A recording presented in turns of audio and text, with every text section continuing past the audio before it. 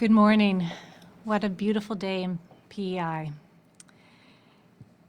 So across the country, there are now more than 99,000 cases of COVID-19 and over 8,100 deaths.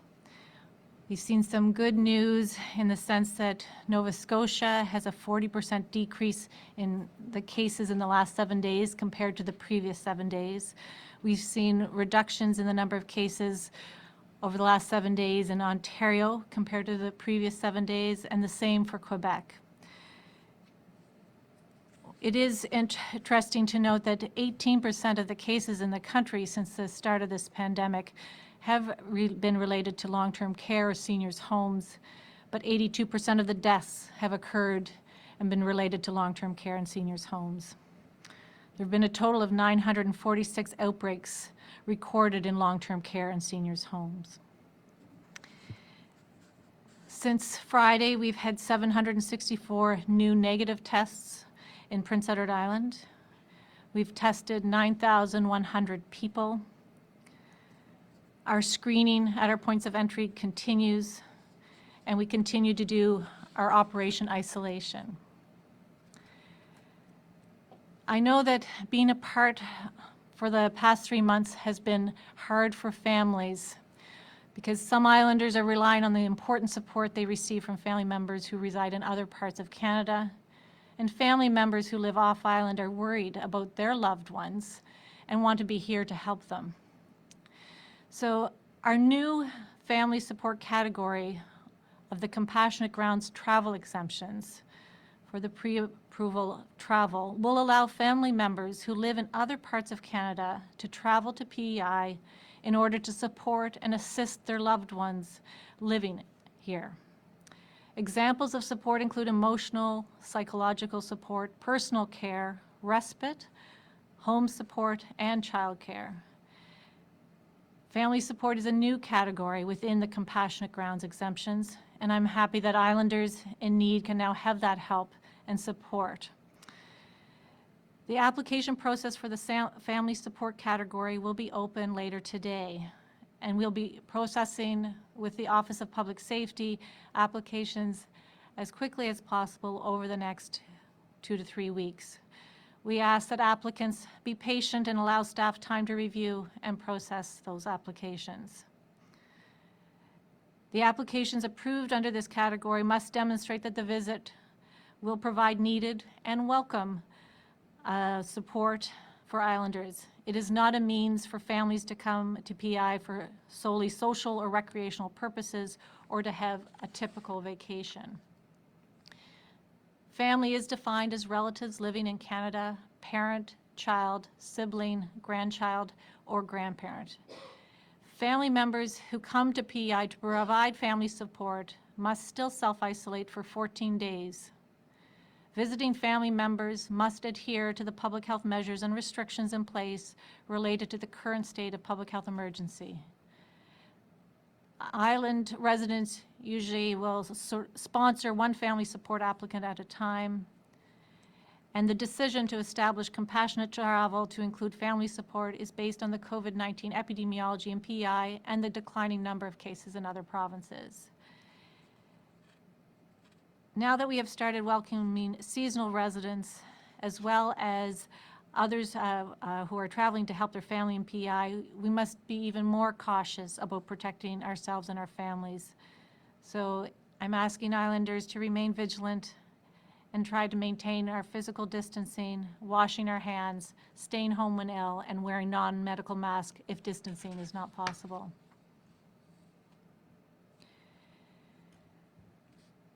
In terms of the seasonal residents, there have been over 1,600 travel applications received by EMO, Office of Public Safety, since June 1st. And just over 800 applications have been approved to date, and those are from the Atlantic Canada, Territories, and Western provinces. There are about 700 outstanding, and those are from Ontario, Quebec, and other areas.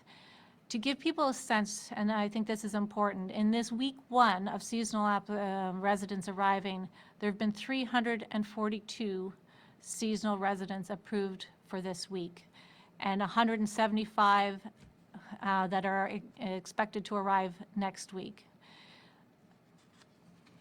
And again, there's still applications to process, but it's to give people a sense of those numbers that we know of that are current as of last night. This weekend, it was announced that Quebec will open up for intra-provincial travel and tourism.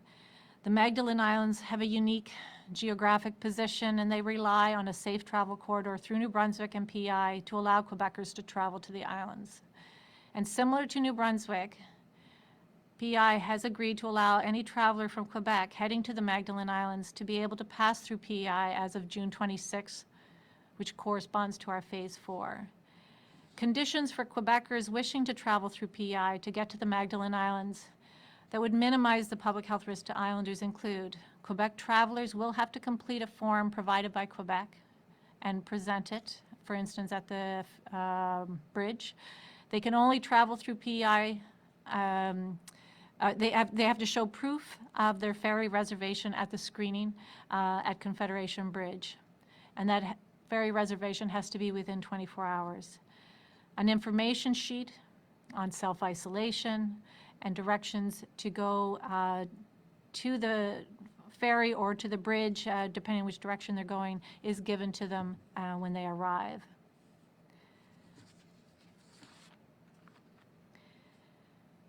Similar to the rest of the country, and frankly many other parts of the world, P.E.I. is opening, and actually has opened up significantly in the past few weeks.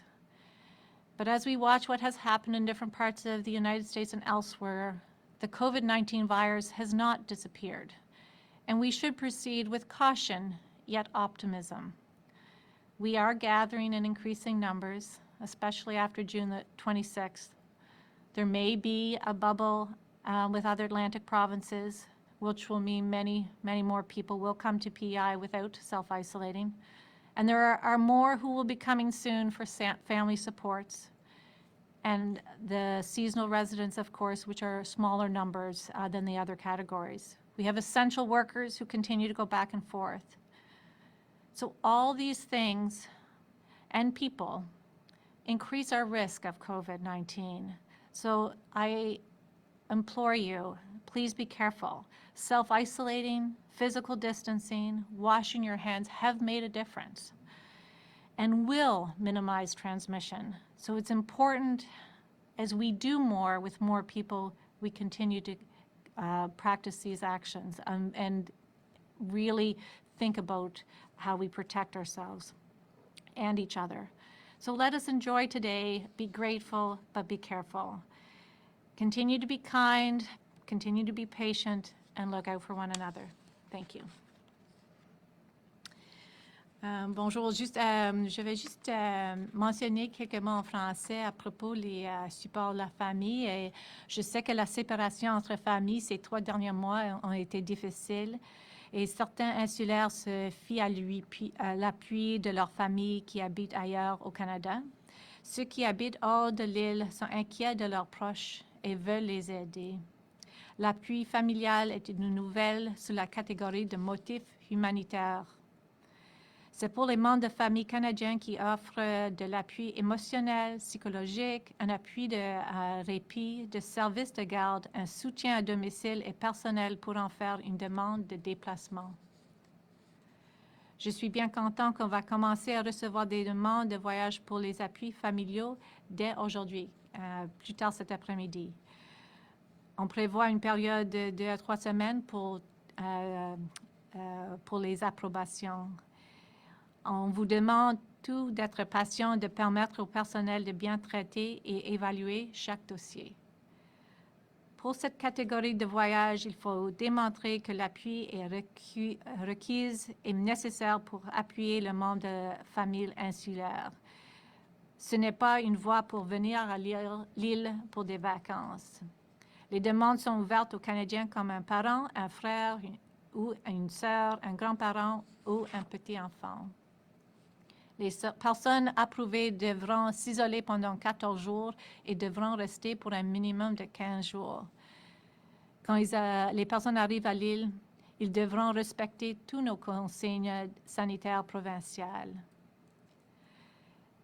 Notre décision d'inclure cette nouvelle catégorie est basée sur l'épidémiologie de notre situation locale et le chiffre à la baisse des autres provinces. Et je suis bien content qu'on va commencer à recevoir des demandes de voyage des Canadiens pour les appuis familiaux dès aujourd'hui. Restez vigilants, gardez les distances physiques, lavez-vous les mains bien et souvent. Restez chez vous et portez un masque non médical quand vous ne pouvez pas vous séparer. Et puis, je vais juste rester là pour le moment et puis passer à Marion. So I'll turn it over to Marion now. Good morning, everyone. More services continue to open across Health PEI under the guidance of the Services Reinstatement Team. And to date, services have reopened at some level within primary care, surgical services, endoscopy, and ambulatory care services at both Queen Elizabeth and Prince County hospitals, laboratory services across the province, and diagnostic imaging services, including breast screening. Our obstetrics and gynecology clinics, as well as community mental health and addictions, have increased their services. Other services are currently making their plans, and they are being reviewed by the Services Reinstatement Team to ease back more non-essential healthcare services. This is all being done while adhering to physical distancing measures and using the appropriate personal protective equipment. One of the areas in laboratory services that has changed since the COVID-19 pandemic is that our lab has now begun a new process of booking appointments for blood collection services. So in the past, a patient could go at any time for blood collection ordered by their physician or nurse practitioner, and we're now advising patients to please book an appointment in advance by calling your local blood collection setting. If you have a support person with you for an appointment, please call ahead to the clinic on the day before your appointment, so the protocols that are in place for that service will be explained to you. We're looking forward to phase 4 of the Renew PEI Together plan, and are reviewing again our ability to accommodate additional connections with visitors and family members across our services. We thank you for your patience in this as we adjust to these new processes, and please be patient and respect the processes that are required to keep everyone safe. Thank you. Thank you, Marion. And we'll open it up for questions. Brian Higgins, CBC. Yeah, good morning. Dr. Morrison, can you tell us more about the family support program? For example, how many applicants are you anticipating, and when would the first people start to actually arrive if the application process opens today? Hi, Brian. So it's difficult to know exactly how many applications will be received, and that is a bit of an unknown. We know that some families have arrived already because they've come because of compassionate reasons. Some family members are actually seasonal residents as well, but there are certainly, we recognize a lot of situations where there's family that don't fall into one of the other categories and yet are really critical. And we've talked here before about that importance of the family connection. So they would start to be processed, and really they could start arriving at a point in time after that. So even if they're processed, for instance, next week, someone may not need to come or want to come until sometime in the middle of July, but that process will start immediately, and I think it's and I'm really pleased about that. We have felt that is a category that we've talked about before. For instance, someone who may have a relative in long-term care, and they have been waiting to try to get home and see them. We have grandparents who really want to provide additional support for families here, and and because they don't have enough support to provide care for their grandchildren, so they are looking forward to making these kind of applications. Thank you. And a follow-up question, if I may. We see lots of stories about people being worried when they see out-of-province license plates. And I'm wondering if you have any advice to islanders about how to behave when they see people who may be here from out of province? I think islanders should remember that people may have out-of-province plates for a variety of reasons. We have essential workers who come in and out of the province. We have people who have moved here permanently. We have and have just moved here permanently, and so may not have changed their license plates. Or maybe they've been here for compassionate reasons and they've completed their period of self-isolation. And I think there are different reasons that people may have an out-of-province plate. I think we are following people who need to be in self-isolation. We're doing that to reduce the risk to islanders. We are, I think, the province in the country that is doing more to follow up and make sure people are self-isolating than many other places. Nova Scotia, seasonal residents, anyone can go to Nova Scotia, for instance, and they're told to self-isolate. They don't have someone calling them. New Brunswick takes information at the borders, but they aren't calling people on a regular basis. Newfoundland tries to call maybe once. So I think we're trying to do some things, not just, we're trying to make sure people have the support they need during that period of self-isolation.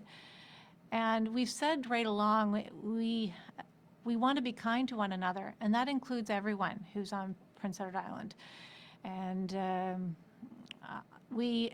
I know we've had questions about people driving through the Prince Edward Island to the Magdalen Islands. We should also remember we have a lot of islanders who drove home in the middle of March or in the last couple of months from Ontario and Western Canada. They drove through many provinces, and they drove through Quebec to get here. We drive through Nova Scotia and New Brunswick regularly, and we also need to look after each other and try to still wash your hands, try to keep others safe and yourself safe. But it's all tied into making sure we're doing the best things we can and practicing these public health measures without being always concerned about the license plate on somebody's car. Thank you. Okay. Louise Martin, CBC. Hi there, and happy Tuesday to you both. Dr. Morrison, just wondering about we know about the protocol traveling to the Magdalen Islands with proof that you have a ferry reservation. What about traveling back from the Magdalen Islands to the mainland and you're coming back through P.E.I.? Is there a plan or a protocol for Quebec tourists who are doing that? They wouldn't really have the necessary proof that they were not going to be stopping on the island or crossing the bridge on any given day? That's a great question, Louise. So I know that they also will have to have the pre-approval letter from Quebec, and they will be asked, where they are going, and given this information on self-isolation here. And it may be something we need to, after June the 26th, when this starts, we may need to give some consideration about trying to do something different as well. And so it's a good question. We have not solved that issue at this point in time, but we certainly are aware of it and will be looking into it. Okay, thank you so much. And here's a question that I seem to get from parents and grandparents and teenagers and young children every single day. Can they have sleepovers? And if they can't yet, might that be a consideration when Phase 4 comes into play on the 26th? So we have had that discussion, certainly with the team, a lot around sleepovers, and we are also getting questions about the sleepovers. And I think we know that play dates and people are having gatherings in people's homes, and and that really trying to maintain that physical distancing. We have said up until now that when people start having sleepovers, the chances of maintaining physical distancing, et cetera, are maybe a little bit more challenging. I think it is something that we talked about as we go into phase 4 here, but really making sure that if the sleepovers were to happen, that they are very aware of that physical distancing component, and are you doing enhanced cleaning of the bathrooms, et cetera. So it's, I think what we'll need to do is put a little bit of wording and guidance around sleepovers to try to keep the families and the people sleeping over, everyone as safe as possible. But I think they need to happen. I think they're probably happening right now. But again, how we can limit the number and keep everyone safe is a discussion we actually had yesterday with the team. And so I hope we'll put something up on the website shortly. Okay, so for the record, not sanctioned yet, potentially under some guidance. Is that fair? Yeah. And I'll say bye. I think that's probably fair. I just don't have probably the. I want to make sure everyone's comfortable with the wording around sleepovers and the approach, and then we may not need to wait till phase 4, but we'll include that information to the media and on the website. Thank you. Okay. Allison Jenkins, The Guardian. Yes, hello. I have a question about graduation ceremonies. Just wondering what kinds of requests you've been getting, and if you had any advice for graduates. Two questions there, really. Hi, Allison. So I'm really glad you asked the question, because it's very timely. It's graduation. I guess my message to the graduates are congratulations, and it's an important milestone, and it seems to even maybe more momentous in the middle of all that's going on. We have given direction certainly to the Department of Education and to the public schools branch that graduations need to comply with the guidance around numbers and gathering. And within that, as long as that's being applied, then they are the schools are coming up with a variety of different plans and approaches to that. And so it's to make sure that that schools have given consideration to the gathering numbers and the enhanced cleaning, how you're going to get people in and out as safely as possible. So I think that's really the big thing that we've been doing. Okay, thanks. And my next question is about a BBC report on a new drug that's been shown to be very effective in treating COVID-19 symptoms. That's probably not the exact right way to say that, but the drug is called dexamethasone. It's a steroid. Is there any plans to bring that to P.E.I.? And if so, how will that be happening? So dexamethasone is not a new drug, and we actually use dexamethasone as a steroid here frequently for different conditions. And so in terms of any new drug for treatment of COVID or vaccines, we would be following certainly Canadian guidance on that. We have a technical advisory committee in the country that reviews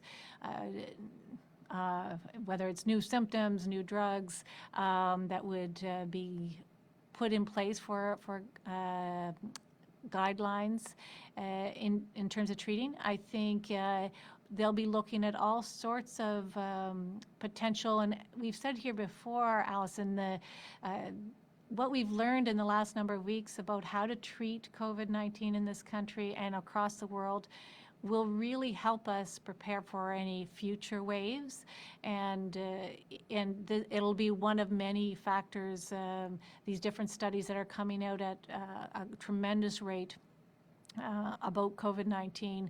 They'll all be looked at to see what is the most effective and in what situations.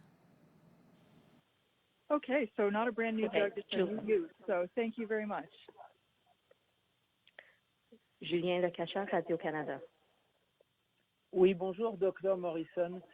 Dr Morrison, au début, pour les propriétaires de résidences secondaires, vous avez expliqué qu'à partir du 1er juin, c'était donc les personnes de l'Atlantique qui pouvaient postuler. Ensuite, vous avez donné une autre date, je pense que c'était vers la mi-juin, voire fin juin, pour les propriétaires résidents dans les prairies, l'Ouest et aussi les territoires. Si je comprends bien, je pense qu'aujourd'hui, ces personnes-là peuvent appliquer. Et vous aviez dit aussi en même temps que vous n'aviez pas de date pour les résidents, les propriétaires de résidences en Ontario et au Québec. Est-ce que vous pourriez clarifier la situation concernant tout ça, Dr Morrison, s'il vous plaît? Bonjour, et j'apprécie la question. On a annoncé que quand les applications des résidences saisonnières, ils vont commencer aux régions atlantiques et puis les territoires et les provinces du Ouest. Et puis ensuite, Ontario-Québec. Alors, ils sont en train de les faire comme ça et puis les mises sur les dates que peut-être il y a des applications des résidences saisonnières des régions atlantiques. Il veut arriver la semaine prochaine ou peut-être c'est le mois mi-juillet. Alors, c'est pas qu'ils vont tout arriver en même temps. Ils vont être ils vont regarder l'application et en mettre dans une semaine qu'ils veulent arriver.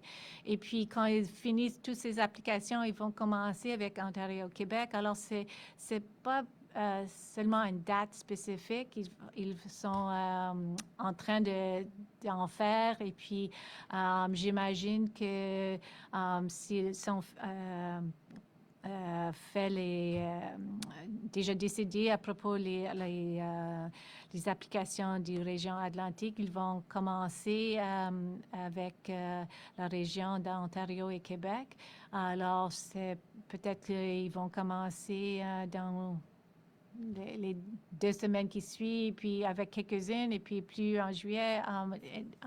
Et on a dit jusqu'à un certain nombre pour qu'on peut les appeler et faire tester. Très bien. Mon follow-up, Dr Morrison, ça va concerner les îles de la Madeleine. Maintenant, les touristes québécois peuvent donc se rendre aux îles de la Madeleine. Ils n'ont pas besoin de s'auto-isoler aux îles de la Madeleine depuis le 1er juin et il n'y a pas de cas actifs de la COVID-19 aux îles de la Madeleine.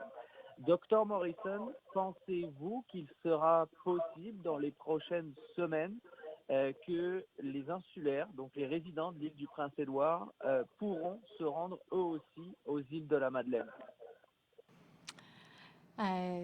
C'est une bonne question. Alors, maintenant, si les insulaires veulent rendre au Québec, ils peuvent en aller, mais s'il vient de retourner, à ce moment, il doit être auto-isolé. Alors, si les insulaires veulent partir aux îles de la Madeleine, ils peuvent en aller, mais quand ils viennent de retourner à l'île Prince-Édouard, ils doivent mettre en isolement. Très bien, merci. I'll just translate that last question. It was if Islanders, there were questions about Magdalen Islands, and if Islanders wanted to go to the Magdalen Islands, is that possible? And absolutely, Islanders right now can choose to go to Nova Scotia, New Brunswick. They can go to Quebec or the Magdalen Islands. But when they come back, they need to self-isolate. And so that is still the requirement. So if they leave, they need to self-isolate for 14 days when they come back. François-Pierre Dufault, Radio-Canada. Good afternoon to you both. Dr Morrison, en français, j'aurais une question par rapport au déplacement que vous allez autoriser à partir d'aujourd'hui pour du soutien familial. Quelles sont les raisons pour lesquelles vous pourriez refuser une demande d'un visiteur? C'est une bonne question, François. J'imagine que si les gens font les applications qui démontrent qu'il y a quelqu'un ici, l'insulaire, veut les recevoir. Et c'est quelque chose on a besoin, qu'ils offrent de l'appui émotionnel, psychologique, un appui de répit, de service de garde, un soutien à domicile et personnel pour en faire. Et ça, c'est toutes les raisons. Mais si on n'a pas un plan de s'auto-isoler, ça peut être refusé. Si l'insulaire ne pense pas que c'est une bonne chose qu'il vient, on pourrait le refuser. Et puis, s'ils indiquent que c'est seulement je veux venir pour jouer à la plage pendant un mois, c'est pas pour cette raison qu'on les invite. Parfait. Et une autre question. Vous pourriez répéter en français un peu ce que vous avez dit par rapport aux plaques d'immatriculation de d'autres provinces qu'on voit de plus en plus à l'île du Prince-Édouard. Comment on doit, nous, comme insulaires, aborder ces gens qui ont des véhicules avec des plaques d'immatriculation qui ne sont pas de l'île? Alors, les personnes ici peuvent avoir les plaques d'immatriculation d'autres provinces s'ils viennent de déménager ici, s'ils sont des travailleurs essentiels qui habitent ailleurs mais travaillent ici. Ils peuvent être ici pour les raisons de compassion et peut-être ils ont déjà fini leurs 2 semaines d'isolement. Alors, il y a plutôt raison qu'on peut voir les plaques de matriculation d'ailleurs. Et c'est important qu'on prenne soin l'un de l'autre et de peut-être ne pas juger trop vite qu'on voit quelqu'un qui conduit avec notre plaque de matriculation. Merci beaucoup. Dr. Rigaud, la voix acadienne. Good morning to you both. Dr. Morrison, j'ai une question en français sur l'autorisation pour les membres de la famille de venir à l'île. Le 8 juin, le gouvernement fédéral a annoncé qu'il allait autoriser les membres de la famille de tous les citoyens canadiens et les résidents permanents, les membres de la famille qui vivent à l'étranger, de venir au Canada. Est-ce qu'aujourd'hui, si un habitant de l'île a son fils, par exemple, qui vit à l'étranger, est-ce qu'il est autorisé à venir au Canada, mais il sera bloqué à la frontière de l'île et il ne pourra pas rentrer? Bonjour Laurent, et puis une autre bonne question. Non, si le gouvernement fédéral les permis d'entrer au Canada, on va les permettre ici de rentrer à l'île du Prince-Édouard, mais il faut s'isoler quand ils arrivent pendant les 2 semaines. Et on respecte la réunification des familles qui est annoncée par le gouvernement fédéral. Alors, c'est vraiment qu'est-ce qu'on fait d'une manière ici avec entre les familles, avec les insulaires ici. D'accord. Et j'ai une deuxième question sur la deuxième vague que vous évoquez régulièrement qui pourrait arriver. L'île a particulièrement été épargnée par la COVID-19. Il n'y a eu qu'une vingtaine de cas. Est-ce que dans ce cas-là, la deuxième vague, est-ce que l'île est plus à risque pour une deuxième vague parce qu'on n'a pas finalement d'immunité dans la population? Bonjour. Je ne pense pas qu'on a plus de risques pour la deuxième vague, mais vous êtes correct. Je ne pense pas qu'on a pas beaucoup d'immunité dans la communauté, mais Je pense que c'est la même sorte de risque que partout au pays, qu'on peut voir une autre vague, peut-être en automne. Et pour cette raison, ces mesures sont en place. Beaucoup de ces mesures vont rester en place pour un grand bout de temps et pour nous protéger. Et il faut qu'on pratique vraiment de nous protéger dans les mois qui suivent pour qu'on ça diminue la chance d'avoir un grand vague ici à l'île du Prince-Édouard. Merci beaucoup.